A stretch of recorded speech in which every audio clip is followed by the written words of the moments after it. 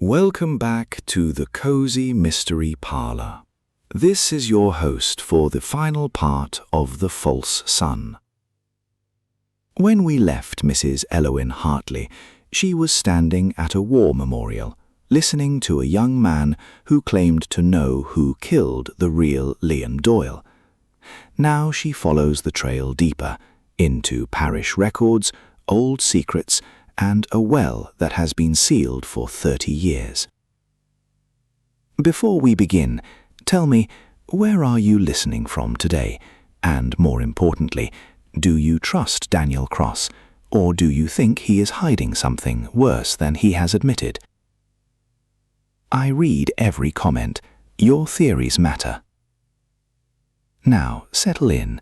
This is the final hour, and the truth, when it comes, will change everything. Chapter 1. The Rain. The rain had not stopped for 3 days. Mrs. Elowen Hartley sat in the armchair by her cottage window, the same chair where she had read Margaret Doyle's letter, the same chair where she had decided to walk to Thornwell. Outside, the village of Elmsbury was the colour of wet stone and faded moss. She was not looking at the rain. She was looking at the photograph. The one she had found under Daniel Cross's pillow at the White Hart Inn. The one of 2 boys, one sandy-haired, one dark, arms around each other's shoulders, grinning at a camera that had no idea what it was capturing. On the back, in pencil, "If I can't be me, I'll be him." Elowen turned the photograph over again. She had been studying it for 2 hours. Not the faces, she had memorized those. The hands. Both boys had their hands visible. The sandy-haired boy, Liam Doyle, the real one, had his right hand resting on the other boy's shoulder. His thumb was visible. There was no scar. But Margaret Doyle was certain. Liam had a scar on his right thumb from a fishing hook when he was 12. Elowen set the photograph down and picked up her teacup. It was cold. She did not mind. 2 possibilities. First, Margaret Doyle was mistaken. Grief, 15 years old, had softened the edges of memory. A scar she remembered might never have existed. Second, Margaret Doyle was not mistaken, and if she was not mistaken, then the photograph was not of Liam Doyle at all. Mrs. Hartley stood up, put on her coat, and walked back into the rain. Chapter 2. The Parish Records. Elowen did not go to Margaret Doyle's cottage. Not yet. She needed facts before she returned to the mother. She went to the Thornwell Parish Hall instead, not for the vicar, but for the records room. A small, cold room at the back of the building, where baptisms, marriages, and deaths slept in leather-bound ledgers. The key was kept behind the front desk. The cleaning woman, Mrs. Pargeter, knew Elowen by sight and handed it over without a question. "Looking for something in particular?" Mrs. Pargeter asked. "A boy," Elowen said, "one who died 15 years ago." Mrs. Pargeter's face flickered, a small, fast expression that Elowen caught and filed away. "The Doyle boy," Mrs. Pargeter said. Not a question. "Yes." Mrs. Pargeter looked towards the records room door, then back at Elowen. She lowered her voice.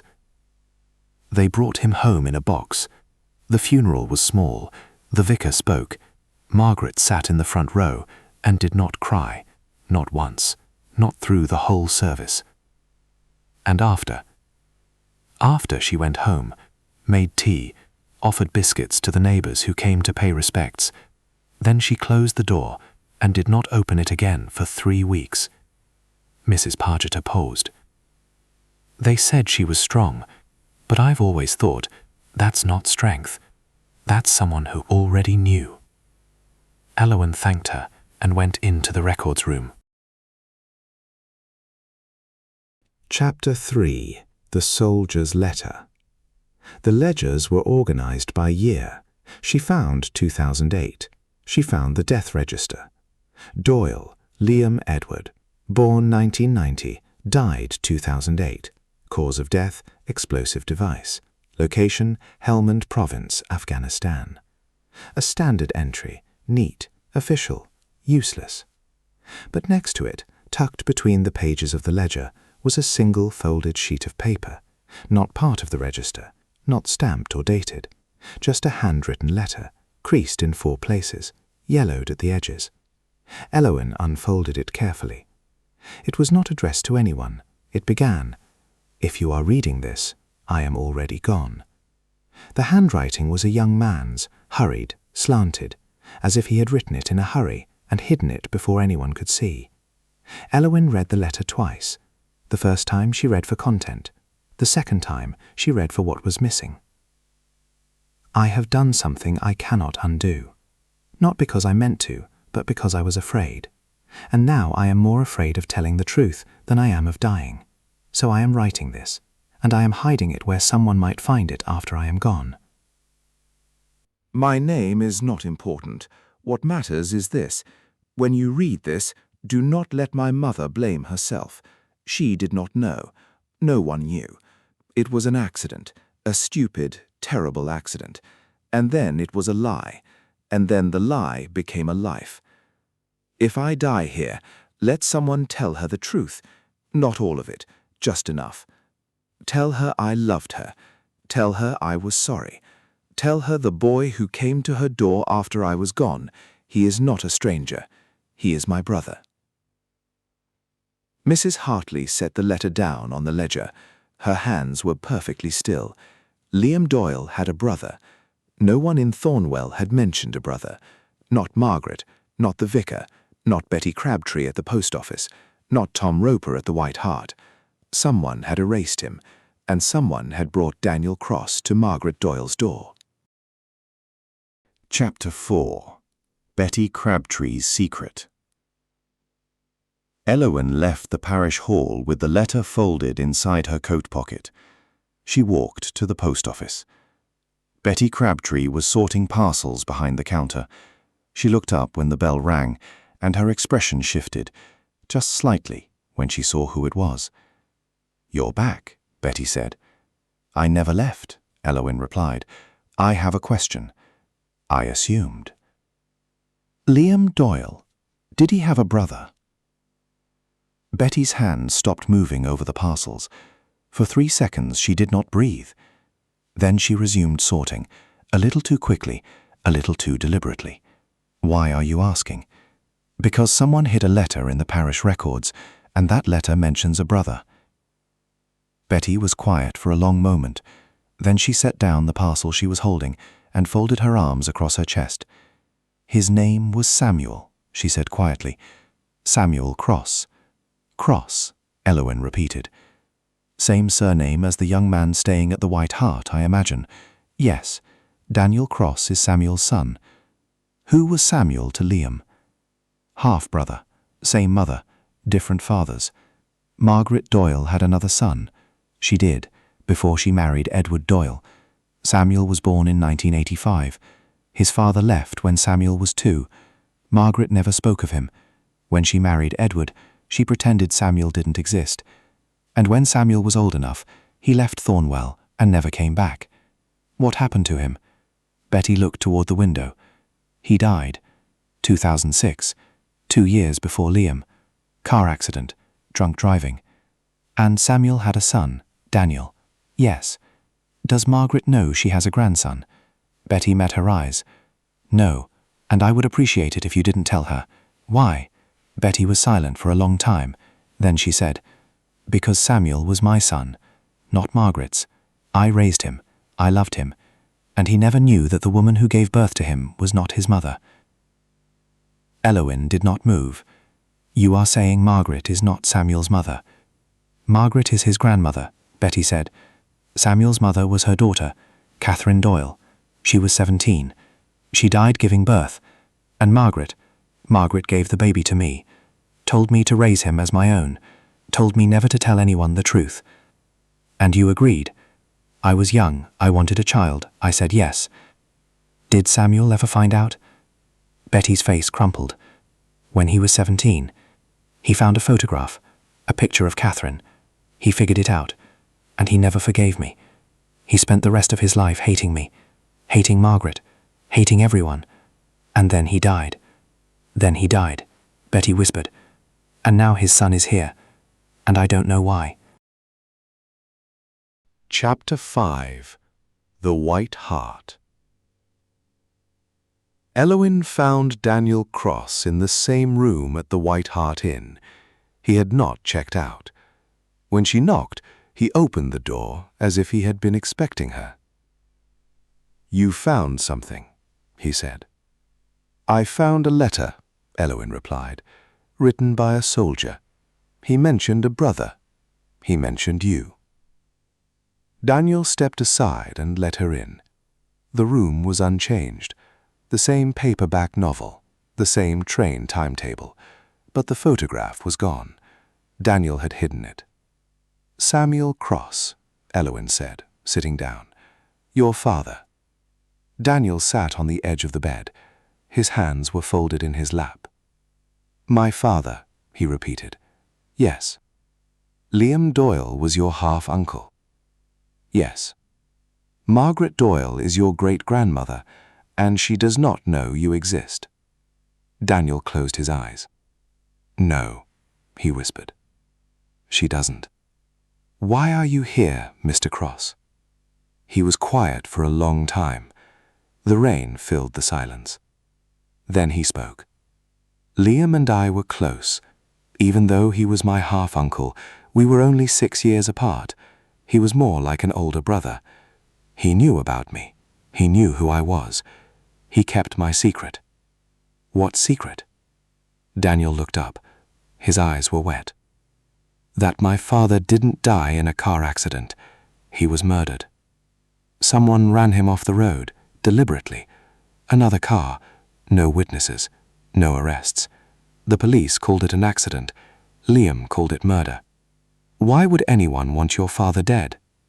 "Because my father knew things about people in Thornwell. Secrets, affairs, the kind of things that ruin lives. He kept a notebook.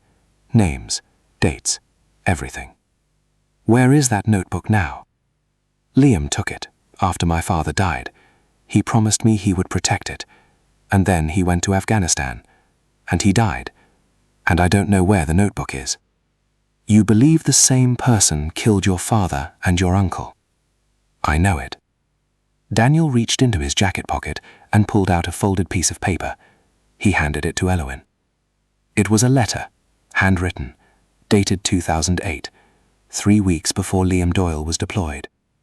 "Daniel, I found it. The name, the one Dad wrote about. She's been hiding it for years.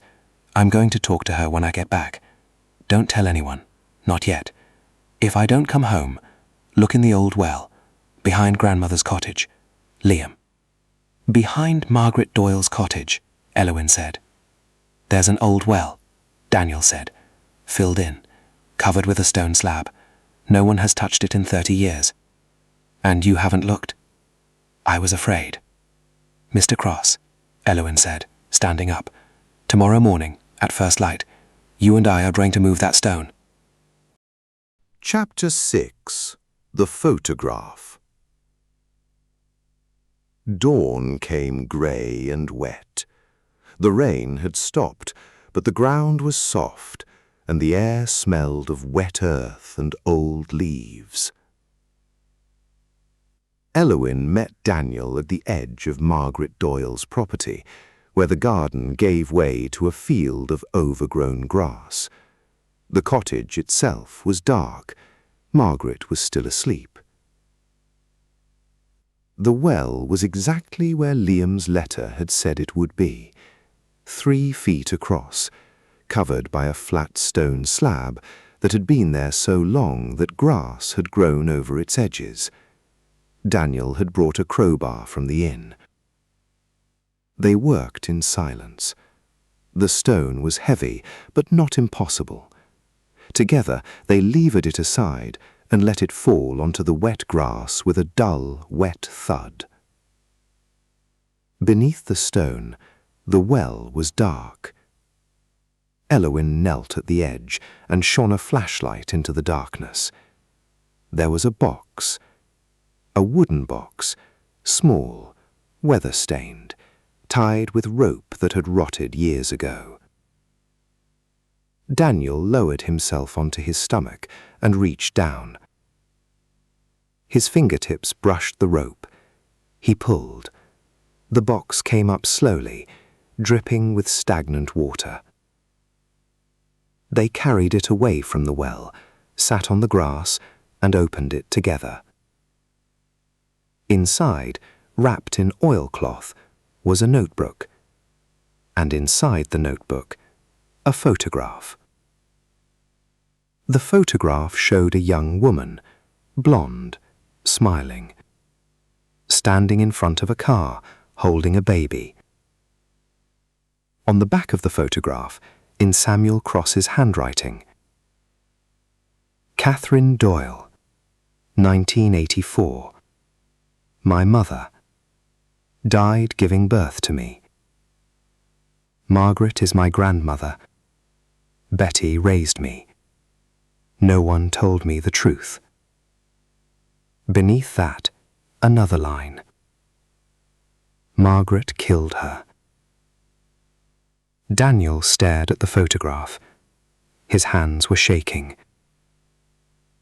My grandmother. He whispered, Margaret killed her own daughter. Elowen did not answer. She was already turning the pages of the notebook.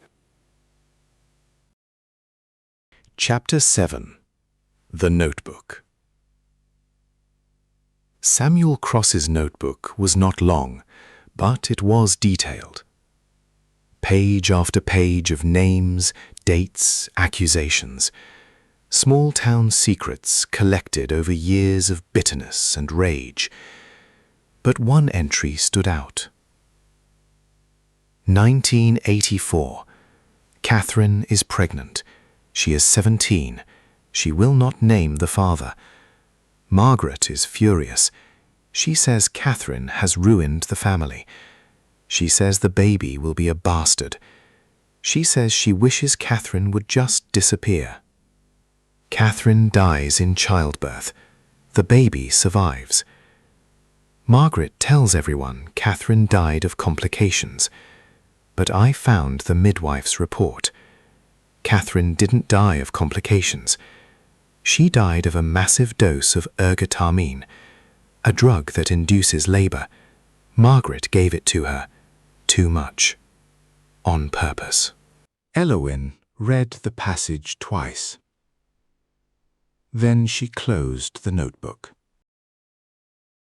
Daniel, she said quietly, we need to go to the police. But the letter, Liam said. Liam wanted you to find the truth. You have found it. Your grandmother murdered your great-grandmother, and she may have murdered your father as well. Daniel stared at her. You think Margaret killed my father. I think your father discovered the truth about Catherine's death, and I think Margaret could not let him expose her. But Liam knew, and Liam died in Afghanistan, a country at war, where death is easy to arrange and impossible to investigate. Daniel stood up. His face was pale. Then Daniel Cross is not your real name, Elowen said. Daniel shook his head. My real name is Samuel Cross II, named after my father, but I changed it. I didn't want to be him. And now I don't know who I am. Chapter 8. The Old Well. They did not go to the police immediately. Daniel asked for 1 hour, 1 hour to sit by the well and think. Elowen gave it to him. She walked to the post office instead.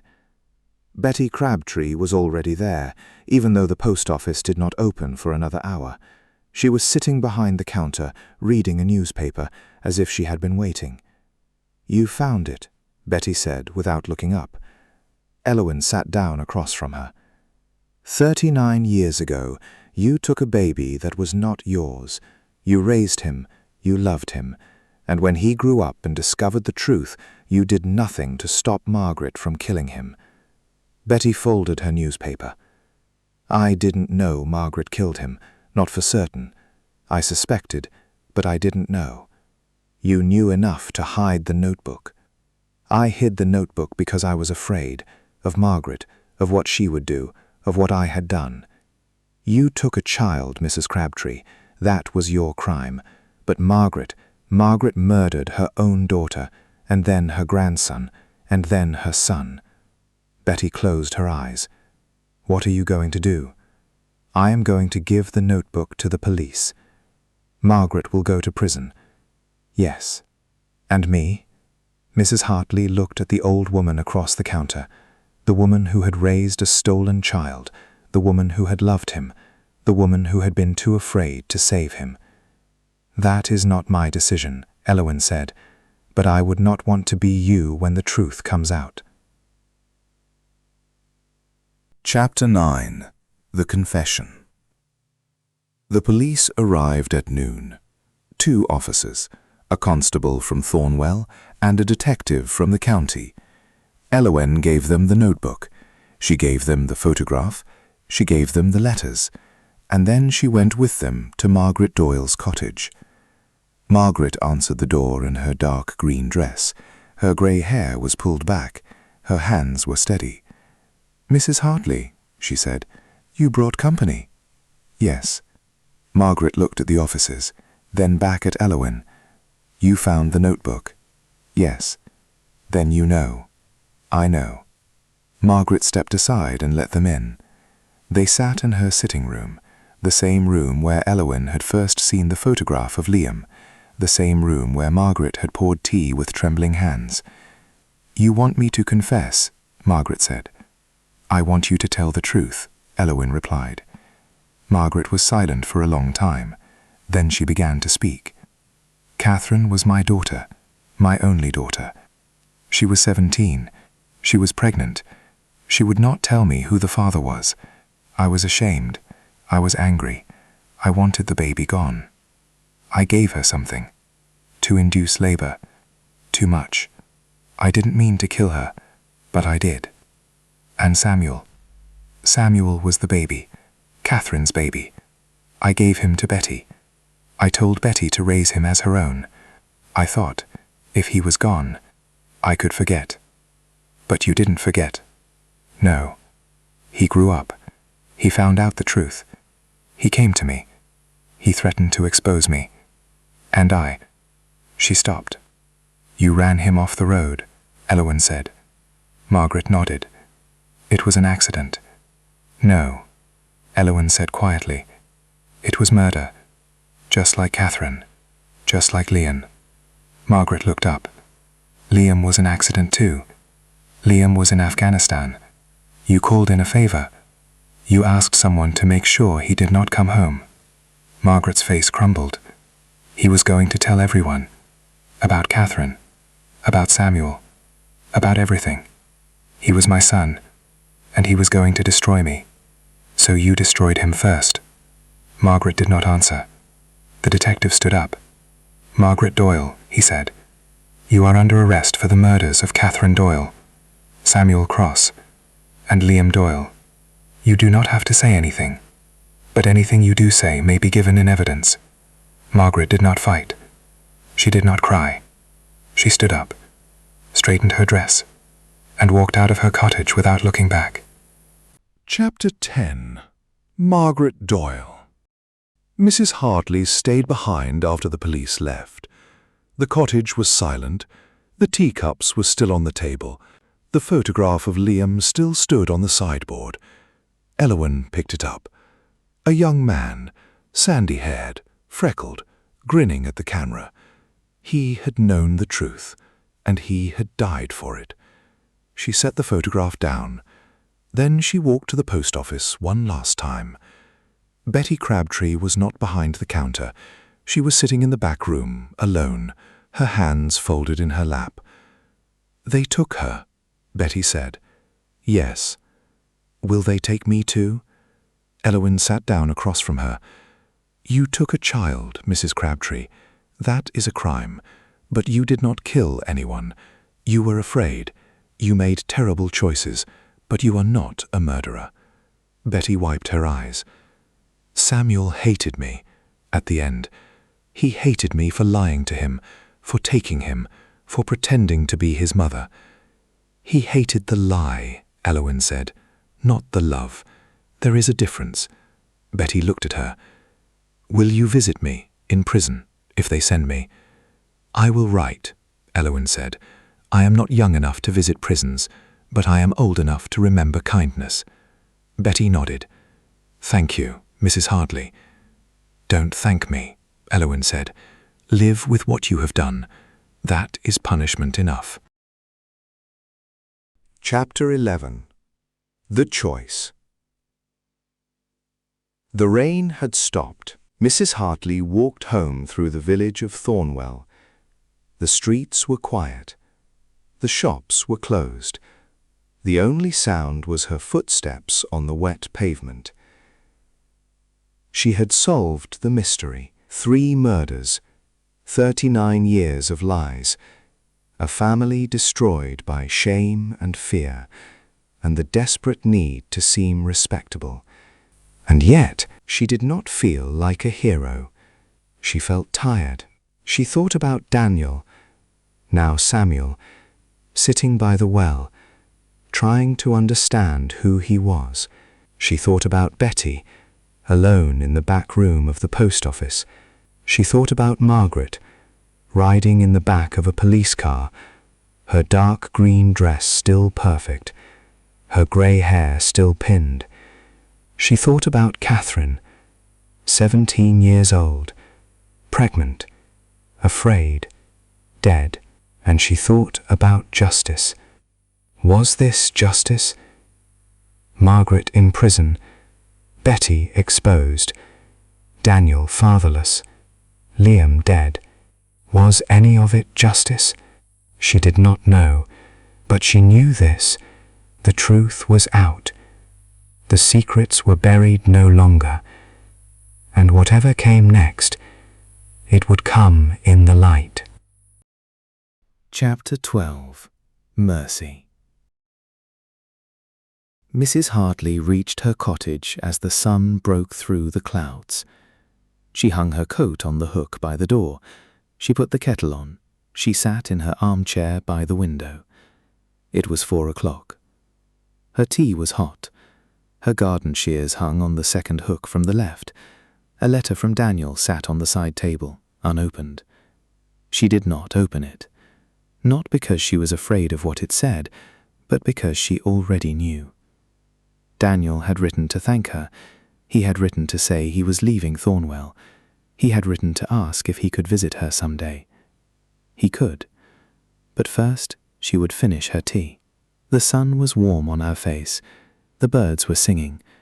The village of Elmsbury was quiet and peaceful, and utterly unaware of the darkness that had lived in its heart for 39 years.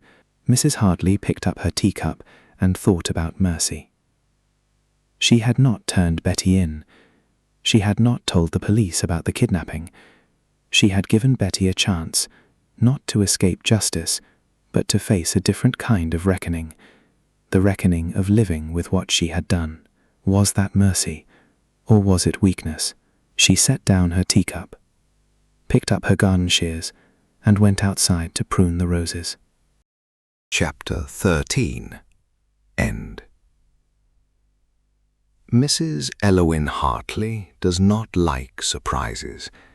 She likes tea at 4 o'clock. She likes her garden shears hung on the second hook from the left. She likes mysteries that arrive in neat envelopes with return addresses she recognizes. But some mysteries arrive unannounced. Some mysteries arrive as a knock on a door, a photograph under a pillow, a letter hidden in a ledger. Some mysteries arrive as a young man who is not who he says he is, and some mysteries, the hardest ones, have no easy answer, only the truth and the courage to live with it. The False Son is complete. Mrs. Elowen Hartley will return in her next mystery, coming soon. If you enjoyed this story, subscribe to the Cozy Mystery Parlor so you don't miss it. Leave a comment. Tell me what you think Mrs. Hartley should have done. Should she have turned Betty in? Was mercy the right choice? I read every comment. This has been Mrs. Elowen Hartley. Be curious, be kind, and always notice the hands. Goodbye for now.